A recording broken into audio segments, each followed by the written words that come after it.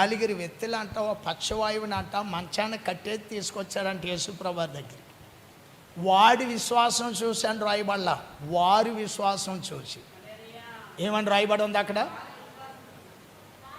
వారు అంటే హల్లెలూయా. అంటే వారి విశ్వాసం చూసి నీ పాపాలు క్షమింపబడి ఉన్నాయి. ఏం బడి ఉన్నాయి? హల్లెలూయా.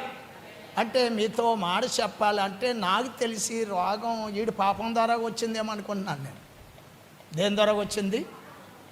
అలా రోగాన్ని బాగు చేయటం అని చేసి ముందు పాపాలను క్షమించాడు. అంటే పాపం పోతే అంతే, పాపాలు క్షమింపబడి ఉన్నాయి అన్నాడు అంతే. వెంటనే పరిపెత్తుకుని నడవటం స్టార్ట్ చేశాడు. దేవునికి స్తోత్రం. కొందరు పాపాలండి, కొందరిని ఒక కడుగు కూడా ముందుకు వెయ్యనివ్వండి.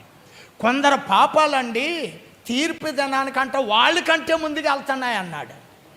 బైబిల్లో రాశాడు. వాళ్ళ పాపాలంటండి తీర్పు కంటే వాళ్ళకంటే ముందుకు వెళ్తానే అంట.